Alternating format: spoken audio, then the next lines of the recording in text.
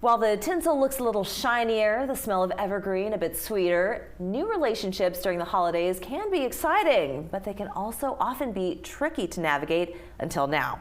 Let's welcome back Sarah Tick, dating expert, coach, and founder of Modern Meet. Great to have you back. So great to be here. One of my favorite topics. I love talking about dating and the dynamics of dating, but when we're talking about the holidays in particular, there's certainly a specific way in which to navigate those waters, isn't there?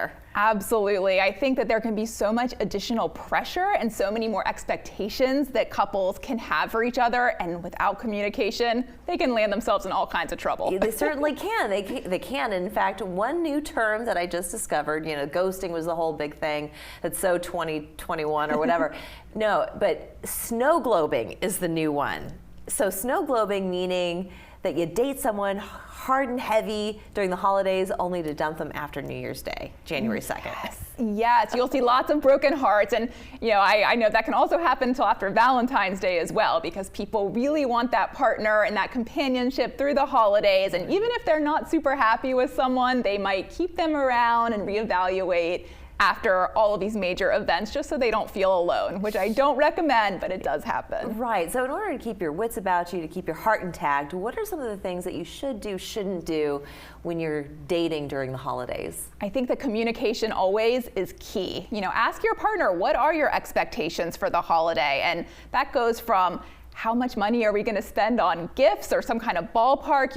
Are we going to be the kind of couple that do an extravagant trip every year? Or are we going to say, let's not give each other gifts, let's volunteer that day and create memories and do things differently than other people? But if you don't have those conversations and you don't know what your partner is expecting, you might have somebody very disappointed, and we don't want that. Why is it that people feel the need to date during the holidays? Why not just kind of enjoy your own company and enjoy the company of your family and maybe wait until after January 2nd to start seeing somebody? I think that the internet has actually really added to this additional pressure, because you'll flip through your Instagram and see all of the cute couple photos, and a lot of social media. Yes, people get engaged during the holidays, and a lot of single people are reevaluating, am I happy in my single life, or do I need to hurry up and catch up with everybody? Which, of course, there is no timeline, but I think that the additional pressure and the questions from family and friends, why are you still single? Yeah. When are you going to settle down? Right. It's really adding to all of these feelings that they need to find somebody. Good old-fashioned FOMO, getting the better of us.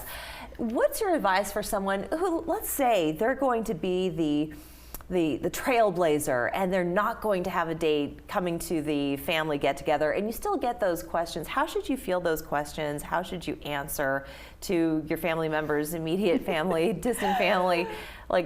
Besides, it's none of your business. Yeah, there's nice ways to respond. There's some cheekier ways to respond. You can say, well, why are you married? If you want to throw it right back. But you can, I encourage my single clients to really talk about what's meaningful to them. What are they excited about in their life? So if someone says, why are you still single? You say, well, I'm really focused. I'm about to buy my first house, or I'm getting a promotion at work, and I'm just really excited and focused on that. And, people always will ask, no matter how many times we tell people, don't ask people about their relationship status, it's going to probably come up, and you can control your own narrative and focus that attention on what's meaningful to you. Yeah, and let's say for the lucky people who really do truly find someone that they do enjoy spending time with during the holiday season, what's your advice to get people to stay together after the holidays are over and to grow that relationship, to continue to fan the flames? I think that you will learn probably a lot about your partner, especially if it's a new relationship during the holidays. You'll see,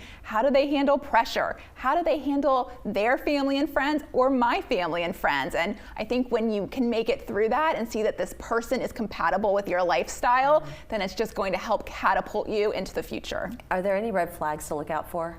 Oh gosh, I think that anyone who, maybe doesn't communicate their expectations and then gets upset about it. You really want to use this time to work on building those communication skills to be able to see if someone has done their own self-work and can communicate their values and their needs. And if they can't, then that might not be the person for you. Sometimes it seems like the love bombing, that's a big red flag for me, because that just shows they're going to burn out real fast. and it's really just to capture your attention, give you all the good feels, only to have a change of heart later. Yes, and that is the telltale sign, because some people say, well, how do I know that maybe my partner just really, really likes me and this is authentic? When you see a pattern of it coming on so strong, so much, so fast, you're the person for me, I've never felt this way before, and it's been 2 dates, just use your wits and take your time and see if that continues on long term. Slow and steady wins the race, folks. Thank you so much, Sarah Tick, for joining us. Always so much fun to have you on this program. Thank you. We are back in 2 minutes.